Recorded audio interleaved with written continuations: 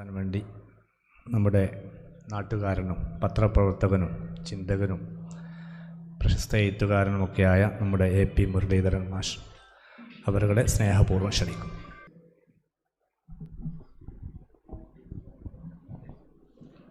ഈ ധന്യമായ ചടങ്ങിൻ്റെ അധ്യക്ഷൻ കെ.സി.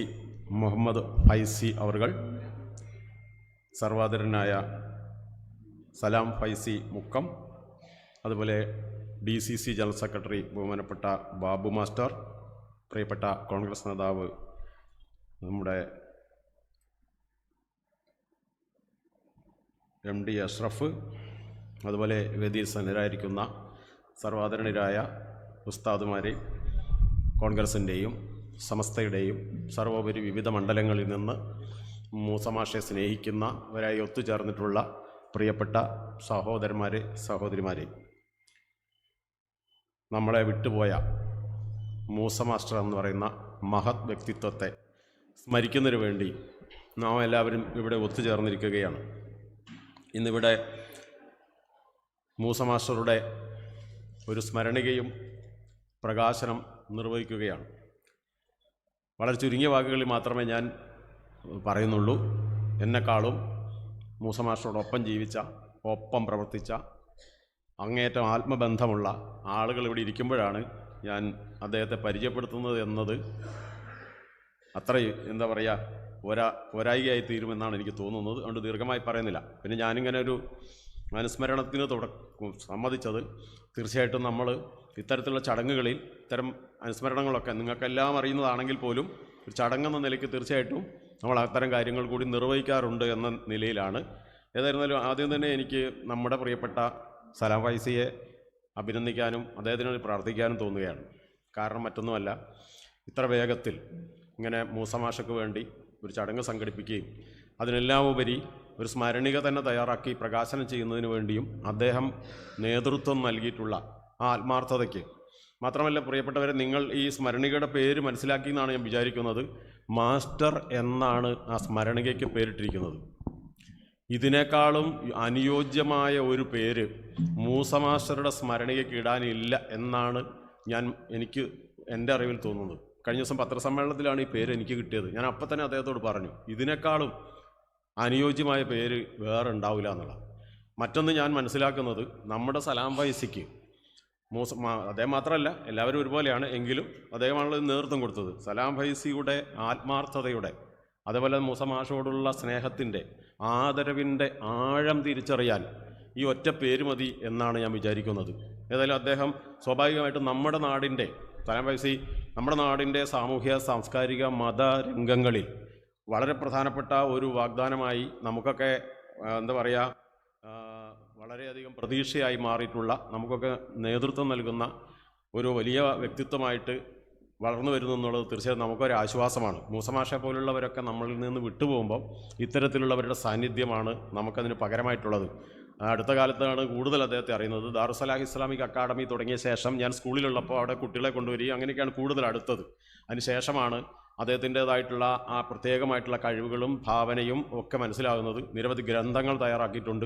ഇപ്പോൾ ഒരു ഗ്രന്ഥത്തിൻ്റെ പണിപ്പുരയിലാണ്. ഞാൻ അദ്ദേഹത്തെക്കുറിച്ച് ദീർഘമായി പറയുന്നില്ല. ഏതായാലും അദ്ദേഹത്തെ ഒന്ന് പറയാതെ പോകാൻ വയ്യ എന്നുള്ള നിലയ്ക്ക് അദ്ദേഹം അത്രയും വലിയൊരു ശ്രേഷ്ഠമായ കർമ്മമാണല്ലോ നിർവഹിക്കുന്നതുകൊണ്ട് പറഞ്ഞതാണ്. ഏതായാലും മൂസ മാഷെക്കുറിച്ച് പറയുമ്പോൾ നിങ്ങൾക്കെല്ലാം അറിയുന്ന കാര്യം തന്നെ ഞാനും പറയാനുള്ളൂ. കാരണം ഞാൻ പറഞ്ഞല്ലോ, നിങ്ങൾ എന്നെക്കാൾ കൂടുതൽ അദ്ദേഹത്തോടൊപ്പം ജീവിച്ചവരാണ്, അടുത്തറിഞ്ഞവരാണ്. ചടങ്ങിന് വേണ്ടിയാണ് പറയുന്നത് നിലയ്ക്ക് നിങ്ങൾ ക്ഷമിക്കുക. ഏതായാലും അദ്ദേഹം നമ്മുടെ പ്രിയപ്പെട്ട മൂസ മാഷ് KPCC മെമ്പറായിരുന്നു, DCC സെക്രട്ടറി ആയിരുന്നു, ബ്ലോക്ക് കോൺഗ്രസ് കമ്മിറ്റി പ്രസിഡൻ്റായിരുന്നു. ബൂത്ത് തലം തൊട്ട് തന്നെ ഈ രംഗത്ത് സജീവമായി പ്രവർത്തിച്ചു പോന്നിരുന്ന ഒരു കോൺഗ്രസ്സുകാരൻ എന്ന നിലയ്ക്കാണ് അദ്ദേഹം ഇവിടെ രാഷ്ട്രീയ രംഗത്ത് പ്രവർത്തിച്ചത്. അതുപോലെ തന്നെ നമുക്കറിയാം, പ്രഗത്ഭനായ അധ്യാപകൻ, കൂമ്പാറ ഫാത്തിമാബി മെമ്മോറിയൽ സ്കൂളിൻ്റെ ഹെഡ് മാസ്റ്റർ, അദ്ദേഹത്തോടൊപ്പം പ്രവർത്തിച്ച വാവുമാഷ് ഇടിപ്പുണ്ട്. അപ്പോൾ അതിലേക്കൊന്നും ഞാൻ കടക്കുന്നില്ല. അതുപോലെ ഉജ്ജ്വലനായിട്ടുള്ള വാഗ്മി, പ്രസംഗവേദികളിൽ പ്രകമ്പനം കൊള്ളിപ്പിക്കുന്ന പ്രസംഗത്തിൻ്റെ ഉടമ, അതുപോലെ മത സാംസ്കാരിക പ്രവർത്തകൻ, ജീവകാരുണ്യ പ്രവർത്തകൻ, ഇങ്ങനെ പോകുന്ന വിശേഷണങ്ങൾ. അദ്ദേഹം വഹിച്ചിട്ടുള്ള സ്ഥാനങ്ങൾ ഏറ്റവും പ്രധാനമായിട്ടുള്ളത് നമുക്കറിയാം. നമ്മുടെ ഓർഫനേജിൻ്റെ ജോയിൻറ്റ് സെക്രട്ടറി എന്ന നിലയിലായിരുന്നു പ്രവർത്തിച്ചു വന്നത്. ചേന്നമംഗലൂർ സുന്നിയ ആർമി കോളേജിൻ്റെ കമ്മിറ്റി ട്രഷറർ, സുന്നി മഹൽ ഫെഡറേഷൻ മുക്കം മേഖല ജോയിൻറ്റ് സെക്രട്ടറി, മുക്കം മേഖല സംയുക്ത മഹൽ ജമായത്ത് വൈസ് പ്രസിഡന്റ്, ദാറുസ്സലാം ഇസ്ലാമിക് അക്കാദമിയുടെ വർക്കിംഗ് കമ്മിറ്റി അംഗം, മുരിഞ്ഞമ്പുറായി മഹൽ ജനറൽ സെക്രട്ടറി, അതുപോലെ മുരിഞ്ഞമ്പുറായി ഹയാത്തുൽ ഇസ്ലാം മദ്രസ സെക്രട്ടറി എന്ന നിലകളിലെല്ലാം അദ്ദേഹം നിറഞ്ഞു പ്രവർത്തിച്ചിട്ടുള്ള വ്യക്തിത്വമാണ്.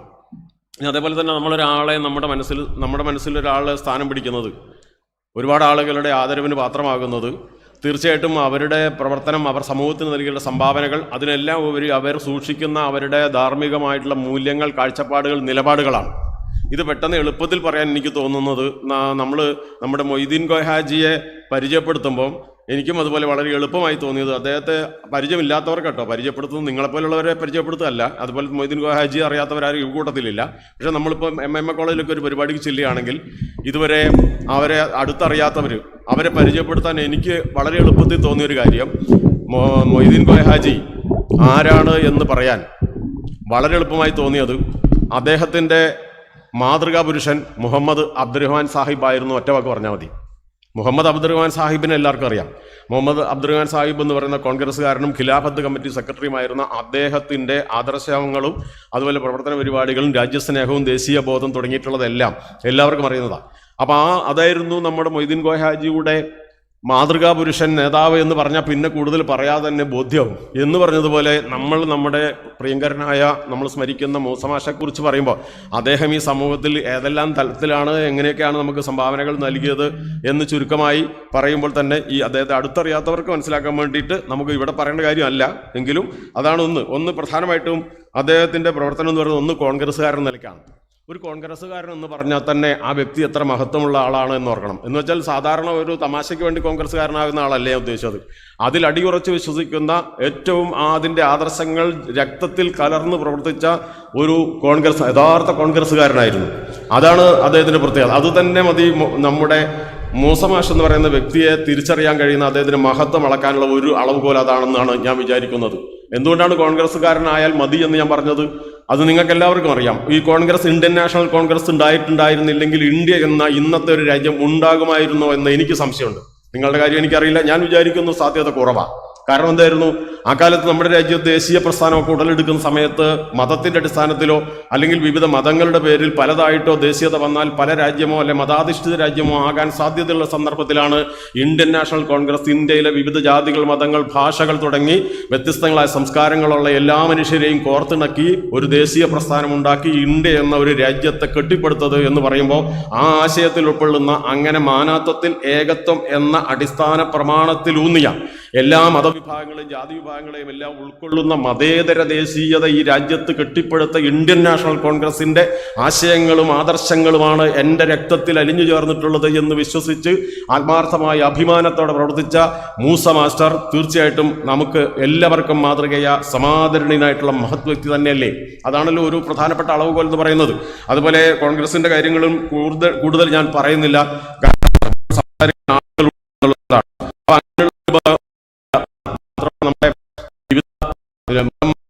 ഏത് തരത്തിലുള്ള ന്യൂനപക്ഷമായാലും ഭൂരിപക്ഷമായാലും സകലരുടെയും അവകാശങ്ങൾ സംരക്ഷിക്കുന്ന തരത്തിൽ ലോകത്തിൽ എവിടെയും ഇല്ലാത്ത തരത്തിലുള്ള അതുല്യമായ ഒരു ഭരണഘടനയൊക്കെ സംഭാവന ചെയ്ത ഒരു ഇന്ത്യൻ നാഷണൽ കോൺഗ്രസ് ആണ് നമ്മുടെ നാട്ടിലുള്ളത്. ആ പ്രസ്ഥാനമാണ് അദ്ദേഹം നെഞ്ചിലേറ്റിയത് എന്ന് തന്നെ അദ്ദേഹത്തിന്റെ കാഴ്ചപ്പാട്, അദ്ദേഹത്തിന്റെ ആദർശം, അദ്ദേഹത്തിന്റെ ദേശീയത, അദ്ദേഹത്തിന്റെ മതേതരബോധം എല്ലാം നമുക്ക് തിരിച്ചറിയാൻ അത് ഒന്ന് മാത്രം മതി എന്നുള്ളതാണ്. ഇനി മറ്റൊന്ന് ചുരുക്കി പറഞ്ഞാൽ, അദ്ദേഹം പ്രവർത്തിച്ചിരുന്നത് സമസ്തയ്ക്ക് വേണ്ടി സമയം കണ്ടെത്തി വളരെ ഭംഗിയായി അടിയുറച്ച് പ്രവർത്തിച്ചിരുന്നു എന്നുള്ളത് നമുക്കറിയാം. നമ്മുടെ നാട്ടിൽ സമസ്ത എന്ന ആ പ്രസ്ഥാനത്തെ ശക്തിപ്പെടുത്തുന്നതിന് അദ്ദേഹം ഒരുപക്ഷെ പാർട്ടിക്ക് കൊടുത്തതിനേക്കാൾ കൂടുതൽ പ്രാധാന്യം നൽകിയിട്ടുണ്ടാകും എന്നാണ് ഞാൻ കരുതുന്നത്. അവിടെ എന്താണ് അദ്ദേഹത്തിന്റെ, അത് മറ്റൊരു അളവുകോല. നമ്മൾ മൂസമാഷ് എന്ന് പറയുന്ന വലിയ മനുഷ്യനെ തിരിച്ചറിയാൻ കഴിയുന്ന മറ്റൊരു വളരെ പ്രധാനപ്പെട്ട ഒരു അളവുകോലായിട്ടാണ് ഞാൻ കണക്കാക്കുകയാണ്. അതിന് ഉദാഹരണമായി പറഞ്ഞാൽ നമുക്കറിയാം, ഈ ഒരു പുരാണത്തിലൊരു കഥയുണ്ട്, പിന്നെ കുരുക്ഷേത്ര യുദ്ധം എല്ലാവർക്കും അറിയാം. 18 ദിവസം നീണ്ടുന്ന യുദ്ധമാണ്. ഒരു ഭാഗത്ത് കൗരവരാണ്, മറുഭാഗത്ത് പാണ്ഡവരാണ്. കൗരവപക്ഷം അധർമ്മികളുടെയും പാണ്ഡവരുടെ പക്ഷം ധർമ്മികളുടെയുമാണ്. അപ്പോൾ ധർമ്മ സംസ്ഥാപനത്തിന് വേണ്ടി നടന്ന കുരുക്ഷേത്ര യുദ്ധത്തിന് പാണ്ഡവർക്ക് നേതൃത്വം നൽകിയിട്ടുള്ളത് അർജുനനാണ്. അർജുനൻ എന്ന് പറയുന്നത് വില്ലാളി വീരനാണ്. വില്ലാളി വീരൻ എന്ന് പറയുന്നത് ശാസ്ത്രത്തിന്റെ പ്രതീകമാണ്. അർജുനൻ നമുക്ക് ശാസ്ത്രത്തിന്റെ തേജസ്സാക്കാം. പക്ഷേ ആ യുദ്ധത്തിൽ എടുത്തിട്ടുള്ള ഒരു പ്രധാനപ്പെട്ട കാര്യം എന്ന് പറയുന്നത് ശ്രീകൃഷ്ണനാണ് നയിക്കുന്നത്. ശ്രീകൃഷ്ണൻ നയിക്കുന്നു എന്ന് പറഞ്ഞാൽ അത് പ്രതീകാത്മകമാണ്. എന്താണ് ഇതിന്റെ പ്രതീകം എന്നറിയാം? ശ്രീകൃഷ്ണൻ ആധ്യാത്മികതയുടെ പ്രതീകമാണ്. അപ്പോൾ ശാസ്ത്രത്തെ ആര് നിയന്ത്രിക്കണം? ആധ്യാത്മികത നിയന്ത്രിച്ചിരിക്കണമെന്നാണ്. അർജുനാളി വീരൻ തോന്നിയതുപോലെ പോകാൻ പാടില്ല, ശാസ്ത്രത്തെ അങ്ങനെ വിടാൻ പാടില്ല, മറിച്ച് ആധ്യാത്മികത കൊണ്ട് നിയന്ത്രിക്കണം എന്ന വലിയൊരു തത്വം അതുണ്ട്. അതാണ് ശാസ്ത്ര തേജസ്സിനെ ആധ്യാത്മിക തേജസ് നിയന്ത്രിക്കുന്നത് അല്ലെങ്കിൽ നയിക്കുന്നത്. ഇതുകൊണ്ട് ഉദ്ദേശിക്കുന്നത് എന്താണ്? നമുക്കറിയാം, ആധ്യാത്മികത ഇല്ലാത്ത ഭൗതികതയും ഭൗതികതയില്ലാത്ത ആധ്യാത്മികതയും അപൂർണമാണ്. അങ്ങനെ വന്നാൽ ഈ സമൂഹത്തിന് വേണ്ട തരത്തിലുള്ള രക്ഷ ഉണ്ടാവില്ല. അതിനൊരു വേറൊരു ഉദാഹരണം പറഞ്ഞാൽ 1945 ഓഗസ്റ്റ് 6, 9 തീയതികളിൽ ജപ്പാനിൽ ആറ്റം ബോംബിട്ട് നമുക്കറിയാം. എന്തുകൊണ്ടാണ് സംഭവിച്ചത്? ശാസ്ത്രമാണ് ചെയ്തത്. പക്ഷേ ആ ബോംബിട്ട, അതും രാവിലെ 8:15 നിരപരാധികളായിട്ടുള്ള ജനങ്ങൾ റോഡിൽ കൂടി നടക്കുന്ന സമയത്ത് ഒരു ആയുധപ്പുരയിലും അല്ലാതെ യുദ്ധകേന്ദ്രത്തിലല്ലാതെ നാട്ടുകാരുടെ തലയിൽ കൊണ്ടുപോയി അമേരിക്ക ബോംബിട്ടതിൻ്റെ അർത്ഥം അവർക്ക് ഈ ആധ്യാത്മികത തൊട്ടു തീണ്ടിയിട്ടില്ല എന്നാണ്. അപ്പം ഇവിടെ എന്താണ് നമ്മൾക്ക് മനസ്സിലാവേണ്ടത്?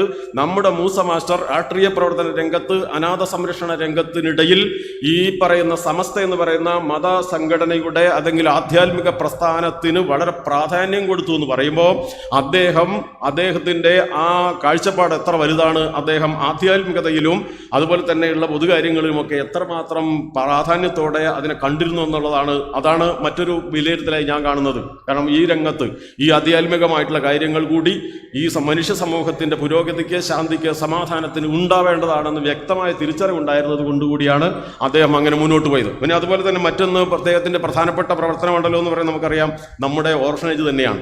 ഈ അനാഥശാലയുമായി ബന്ധപ്പെട്ട് ഏറ്റവും അവസാനം അദ്ദേഹം സ്വന്തം നടക്കാൻ കഴിയാത്ത സന്ദർഭത്തിൽ പോലും ഇവിടെ സഹായത്തോടു കൂടി എത്തിച്ചേർന്ന് ഇവിടുത്തെ അനാഥ മക്കളുടെ എല്ലാ കാര്യങ്ങളിലും നിരന്തരമായി ഇടപെടുകയും അവരുടെ ക്ഷേമത്തിന് വേണ്ടി വളരെ ഏറെ പ്രാധാന്യത്തോടു കൂടി പ്രവർത്തിക്കുകയും ചെയ്തു എന്നുള്ളത് നമുക്കെല്ലാവർക്കും അറിയുന്ന കാര്യമാണ്. പ്രത്യേകിച്ച് മൊയ്തീൻ കോയ ഹാജി മുതൽ നമ്മുടെ മൊയ്മോൻ ഹാജി ഉൾപ്പെടെയുള്ളവരുടെ കൂടെ സന്തത സഹചാരിയായി കൂടെ പ്രവർത്തിച്ച് അവസാന കാലഘട്ടം വരെ ഈ ഓർഫനേജിലെ അന്തേവാസികളായ മക്കളുടെ ക്ഷേമത്തിന്, ഐശ്വര്യത്തിന്, ഇതിൻ്റെ നിലനിൽപ്പിന്, ഇതിൻ്റെ വരുമാനത്തിന്, എല്ലാ മേഖലകളിലും, ഞാൻ ദീർഘമായിട്ടൊന്നും പറയുന്നില്ല കാരണം സംസാരിക്കാൻ ആളുകൾ ഉള്ളത് കൊണ്ട് ഞാൻ ചുരുക്കി പറയുന്നത്. അപ്പം അങ്ങനെ എല്ലാ മേഖലകളിലും അദ്ദേഹം കാണിച്ചിട്ടുള്ള ആ ഒരു വലിയ സേവന സന്നദ്ധത, അതൊക്കെയാണ് അദ്ദേഹത്തെ തീർച്ചയായിട്ടും നമ്മുടെ എല്ലാവരുടെയും മനസ്സിൽ വലിയ ഇടം നൽകുന്നത്. അപ്പോൾ ഇവിടെ ഇതേപോലെ അദ്ദേഹത്തിന് പ്രധാനപ്പെട്ട മേഖലകൾ എനിക്ക് മനസ്സിലായിട്ടുള്ളത്, ഞാൻ മനസ്സിലാക്കിയിട്ട് പറഞ്ഞതാണ്. ഒന്ന്, കോൺഗ്രസ്സുകാരൻ എന്ന നിലയ്ക്ക് ഉയർത്തിപ്പിടിച്ചിട്ടുള്ള മതേതര ദേശീയ സാഹോദര്യ സഹിഷ്ണുതയിൽ അധിഷ്ഠിതമായിട്ടുള്ള അദ്ദേഹത്തിൻ്റെ സംസ്കാരം,